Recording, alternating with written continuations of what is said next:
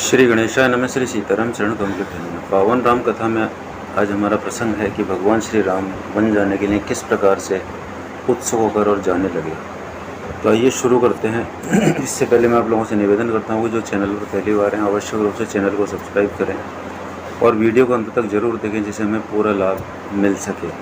तो आइए शुरू करते हैं। श्री रामचंद्र जी के मन में अब वन जाने की आकांक्षा का उदय हो गया था। अतः अभिषेक के लिए एकत्र की हुई सामग्रियों को प्रदक्षिणा करते हुए धीरे धीरे वे आगे बढ़ गए। उनकी ओर उन्होंने दृष्टिपात नहीं किया। श्री राम अविनाशी कांति से युक्त थे, इसलिए उस समय राज्य का न मिलना उन लोक कमनीय श्री राम की महती शोभा में कोई अंतर नहीं डाल सका। जैसे चंद्रमा क्षीण होना उसकी शेष शोभा का अपकर्ष नहीं कर सकता, वे वन में जाने को उत्सुक थे और सारी पृथ्वी का राज्य छोड़ रहे थे। फिर भी उनके चित्त में सर्वलोकातीत जीवन मुक्त महात्मा की भांति कोई विकार नहीं देखा गया। श्री राम ने अपने ऊपर सुंदर छत्र लगाने की मनाही कर दी। डुलाए जाने वाले सुसज्जित चंवर को भी रोक दिया। वे रथ को लौटाकर स्वजनों तथा पूर्ववासी मनुष्यों को भी विदा करके आत्मीजनों से दुख से होने वाले दुख को मन में ही दबाकर इंद्रियों को काबू में करके वह प्रिय समाचार सुनाने के लिए माता कौशल्या के महल में गए। उस समय उन्होंने मन को पूर्णतः वश में कर रखा था। जो शोभाशाली मनुष्य सदा सत्यवादी श्रीमान राम के निकट रहा करते थे, उन्होंने भी उनके मुख पर कोई विकार नहीं देखा। मन को वश में रखने वाले महाबाहु श्री राम ने अपनी स्वाभाविक प्रसन्नता उसी तरह नहीं छोड़ी थी जैसे शरद काल का उद्दीप्त किरणों वाला चंद्रमा अपने सहज तेज का परित्याग नहीं करता। महायशस्वी धर्मात्मा श्री राम मधुर वाणी से सब लोगों का सम्मान करते हुए अपनी माता के समीप गए। उस समय गुणों में श्री राम की ही समानता करने वाले महापराक्रमी भ्राता सुमित्रा कुमार लक्ष्मण भी अपने मानसिक दुख को मन में ही धारण किए हुए श्री राम के पीछे पीछे गए। अत्यंत आनंद से भरे हुए उस भवन में प्रवेश करके लौकिक दृष्टि से अपने अभीष्ट अर्थ का विनाश हुआ देखकर भी हितैषी स्वादों के प्राणों पर संकट आ जाने की आशंका से श्री राम ने यहाँ अपने मुख पर कोई विकार प्रकट नहीं होने दिया। उधर पुरुष सिंह श्री राम हाथ जोड़े हुए ज्यों ही कैकेयी के महल से बाहर निकलने लगे, त्यों ही अंतःपुर में रहने वाली राज महिलाओं का महान आर्तनाद प्रकट हो। वे कह रही थी, हाय जो पिता की आज्ञा न देने पर भी समस्त अंतःपुर के आवश्यक कार्यों में स्वतः संलग्न रहते थे, जो हम लोगों के सहारे और रक्षक थे, वे श्री राम आज वन को चले जाएंगे। वे रघुनाथ जी जन्म से ही अपनी माता कौशल्या के प्रति सदा जैसा बर्ताव करते थे वैसा ही हमारे साथ भी करते थे। जो कठोर बात कह देने पर भी कुपित नहीं होते थे, दूसरों के मन में क्रोध उत्पन्न करने वाली बातें नहीं बोलते थे तथा जो सभी रूठे हुए व्यक्तियों को मना लिया करते थे, वे ही श्री राम आज यहाँ से वन को चले जाएंगे। बड़े खेद की बात है कि हमारे महाराज की बुद्धि मारी गई। ये इस समय संपूर्ण जीव जगत का विनाश करने पर तुले हुए हैं, तभी तो ये समस्त प्राणियों के जीवन आधार श्री राम का परित्याग कर रहे हैं। इस प्रकार समस्त रानियाँ अपने पति को कोसने लगी और बछड़ों से बिछड़ी हुई गौं की तरह उच्च स्वर से क्रंदन करने लगी। अंतःपुर का वह भयंकर आर्तनाद सुनकर महाराज दशरथ ने पुत्र शोक से संतप्त हो लज्जा के मारे बिछौने में ही अपने को छिपा दिया। इधर जितेंद्रिय श्री रामचंद्र जी स्वजनों के दुख से अधिक खिन्न होकर हाथी के समान लंबी सांस खींचते हुए भाई लक्ष्मण के साथ माता के अंतःपुर में गए। वहाँ उन्होंने उस घर के दरवाजे पर एक परम पूजित वृद्ध पुरुष बैठा हुआ देखा और दूसरों भी बहुत से मनुष्य वहाँ खड़े दिखाई दिए। वे सबके सब विजयी वीरों में श्रेष्ठ रघुनंदन श्री राम को देखते ही जय जयकार करते हुए उनकी सेवा में उपस्थित हुए उन्हें बधाई देने लगे। पहली ड्योढ़ी पार करके जब वे दूसरी ड्योढ़ी में पहुँचे तब वहाँ उन्हें राजा के द्वारा सम्मानित बहुत से वेदज्ञ ब्राह्मण दिखाई दिए। उन ब्राह्मणों को प्रणाम करके श्री रामचंद्र जी जब तीसरी ड्योढ़ी में पहुँचे तो वहाँ उन्हें द्वार रक्षा में कार्य में लगी बहुत सी नववयस्क एवं वृद्ध अवस्था वाली स्त्रियां दिखाई दी। उन्हें देखकर उन स्त्रियों को बड़ा हर्ष हुआ। श्री राम को बधाई देकर उन स्त्रियों ने तत्काल महल के भीतर प्रवेश किया और तुरंत ही श्री रामचंद्र जी की माता को उनके आगमन का प्रिय समाचार सुनाया। उस समय देवी कौशल्या पुत्र की मंगल कामना से रात भर जागकर सवेरे एकाग्रचित्त हो भगवान विष्णु की पूजा कर रही थी। वे रेशमी वस्त्र पहनकर बड़ी प्रसन्नता के साथ निरंतर व्रत परायण होकर मंगल कृत्य पूर्ण करने के पश्चात मंत्रोच्चार पूर्वक उस समय अग्नि में आहुति दे रही थी। उसी समय श्री राम ने माता के शुभ अंतःपुर में प्रवेश करके वहाँ माता को देखा। वे अग्नि में हवन कर रही थी। रघुनंदन ने देखा तो वहाँ देव कार्य के लिए बहुत सी सामग्री संग्रह करके रखी हुई है। दही, अक्षत, घी, मोदक, भविष्य, धान का लावा, सफ़ेद माला, खीर, खिचड़ी समीदार भरे हुए कलश ये सब यहाँ दृष्टिगोचर हुए। उत्तम कांति वाली माता कौशल्या सफ़ेद रंग की रेशमी साड़ी पहने हुए थी। वे व्रत के अनुष्ठान से दुर्बल हो गई थी और इष्ट देवता का तर्पण कर रही थी। इस अवस्था में श्री राम ने उन्हें देखा। माता का आनंद बढ़ाने वाले प्रिय पुत्र को देर के बाद सामने उपस्थित देख कौशल्या देवी बड़े हर्ष से भरकर उनकी ओर चली, मानो कोई घोड़ी अपने बछड़े को देखकर बड़े हर्ष के साथ उसके पास गई। और श्री रघुनाथ जी ने निकट आई हुई माता के चरणों में प्रणाम किया और माता कौशल्या ने उन्हें दोनों भुजाओं में कसकर छाती से लगा लिया तथा प्यार से उनका मस्तक सूंघा।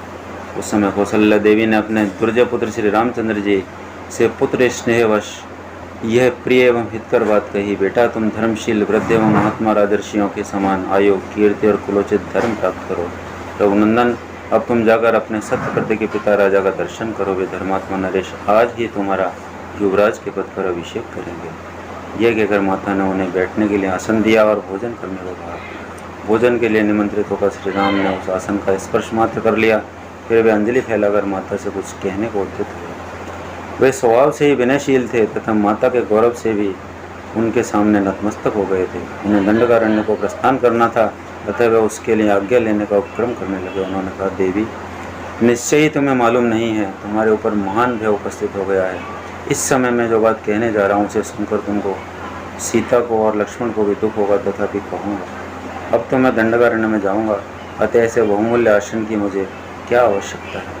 अब मेरे लिए ये कुश की चटाई पर बैठने का समय आया। मैं राजभोगी वस्तु का त्याग करके मुनि की भांति कंदमूल फलों से जीवन निर्वाह करता हुआ 14 वर्ष तक निर्जन वन में निवास करूँगा। महाराज युवराज पद भरत को दे रहे हैं और मुझे तपस्वी बनाकर दंडकारण्य में भेज रहे हैं। अतः 14 वर्ष तक निर्जन वन में रहूँगा और जंगल में सुलभ होने वाले बलकल आदि को धारण करके फल मूल के हार से जीवन निर्वाह करता रहूँगा। यह अप्रिय बात सुनकर वन में फरसे से कटी हुई शाल वृक्ष की शाख के समान कौशल्य देवी सहसा पृथ्वी पर गिर पड़ी, मानो स्वर्ग से कोई देवांगना भूतल पर आ गिरी हो। जिन्होंने जीवन में कभी दुख नहीं देखा, जो दुख भोगने के योग्य भी नहीं थी, उन्हीं माता कौशल्या को कटी हुई कदली की भांति अचेत अवस्था में भूमि पर पड़ी देख श्री राम ने हाथ का सहारा देकर उठाया, जैसे कोई घोड़ी पहले बड़ा भारी बोझ ढो चुकी हो और थकावट दूर करने के लिए धरती पर लोट पोट कर उठी हो। उसी तरह उठी हुई कौशल्य देवी के समस्त अंगों में धूल लिपट गई थी और वे अत्यंत दीन दशा को पहुंच गई थी। इस अवस्था में श्री राम ने अपने हाथ से उनके अंगों को धूल पहुंची। कौशल्या जी ने जीवन में पहले सदा सुख ही देखा था और उसी के योग्य थी, परंतु उस समय वे दुख से कातर हो उठी थी। उन्होंने लक्ष्मण के सुनते हुए अपने पास बैठे पुरुष सिंह श्री राम से इस प्रकार कहा, बेटा रघुनंदन, यदि तुम्हारा जन्म न हुआ होता तो मुझे इस एक ही बात का शौक रहता। आज जो मुझ पर इतना भारी दुख आ पड़ा है, इसे बंध्या होने पर मुझे नहीं देखना पड़ता। बेटा, बंध्या को एक मानसिक शोक होता है, उसके मन में संताप बना रहता है कि मुझे कोई संतान नहीं है, इसके सिवा दूसरा कोई दुख से नहीं होता। बेटा राम, पति के प्रभुत्व काल में एक ज्येष्ठ पत्नी को जो कल्याण या सुख प्राप्त होना चाहिए, वह मुझे पहले कभी नहीं देखने को मिला। सोचती थी पुत्र के राज्य में मैं सब सुख देख लूँगी और इसी आशा से मैं अब तक जीती रही। बड़ी रानी होकर भी मुझे अपनी बातों से हृदय को विदीर्ण कर देने वाली छोटी सौतों के बहुत से प्रिय वचन सुनने पड़े। स्त्रियों के लिए इससे बढ़कर महान दुख और क्या होगा। कि मेरे शोक और विलाप जैसा है उसका कभी अंत नहीं। तात, तुम्हारे निकट रहने पर भी मैं इस प्रकार सौतों से तिरस्कृत रही हूँ, फिर तुम्हारे परदेश चले जाने पर मेरी क्या दशा होगी। उस दशा से तो मेरा मरण ही निश्चित है। पति की ओर मुझे सदा अत्यंत तिरस्कार अथवा कड़ी फटकार ही मिली है, कभी प्यार और सम्मान प्राप्त ही नहीं हुआ है। मैं कैकेयी की दासियों के बराबर अथवा उनसे भी गई बीती समझी जाती रही हूँ। जो कोई मेरी सेवा में रहता या मेरा अनुसरण करता है, वह भी कैकेयी के बेटे को देखकर चुप हो जाता है, मुझे बात नहीं करता। बेटा, इस दुर्गति में पड़कर मैं सदा क्रोधी स्वभाव के कारण कटु वचन बोलने वाले उस कैकेयी के मुख को कैसे देख सकूँगी। रघुनंदन, तुम्हारे उपनयन रूप जन्म द्वितीय लिए 17 वर्ष बीत गए। अब तक मैं यही आशा लगाए चली आ रही थी कि अब मेरा दुख दूर हो जाएगा। राघव, अब इस बुढ़ापे में इस तरह सौतों का तिरस्कार और उनसे होने वाले महान अक्षय दुख को मैं अधिक काल तक नहीं सह सकती। पूर्ण चंद्रमा के समान तुम्हारे मनोहर मुख को देखे बिना मैं दुखिनी दयनीय जीवन वृत्ति से रहकर कैसे निर्वाह करूँगी। बेटा, यदि तुझे इस देश से निकल ही जाना है तो मुझ भाग्यहीन ने बारंबार उपवास, देवताओं का ध्यान तथा बहुत से परिश्रमजनक उपाय करके व्यर्थ ही तुम्हारा इतने कष्ट से पालन पोषण किया है। मैं समझती हूँ कि निश्चय ही मेरा हृदय बड़ा कठोर है, जो तुम्हारे विछोह की बात सुनकर भी वर्ष काल के नूतन जल के प्रवाह से टकराए हुए महानदी के कगार की भांति फट नहीं जाता है। निश्चय ही मेरे लिए कहीं मौत नहीं है, यमराज के घर में भी मेरे लिए कोई जगह नहीं है। कभी तुम्हें किसी रोती हुई मृगी को सिंह जबरदस्ती उठा ले जाता है, उसी प्रकार यमराज मुझे आज ही उठा ले जाना चाहता है। अवश्य मेरा कठोर हृदय लोहे का बना हुआ है, जो पृथ्वी पर पड़ने पर भी न तो फटता है न टूक टूक हो जाता है। इसी दुख से व्याप्त हुए शरीर के टुकड़े टुकड़े नहीं हो जाते हैं। निश्चय मृत्यु को लाए बिना किसी का मरण नहीं होता। इस प्रकार बहुत दुख व्यक्त करते हुए माता कौशल्या ने भगवान श्री राम को बार बार नमन किया, उनका प्रेम प्राप्त किया। तो मित्रों, यह था बहुत ही सुंदर और मार्मिक प्रसंग, जो एक माँ बेटे को वन के लिए विदा कर रही है। निश्चित रूप से पसंद आया होगा। धन्यवाद।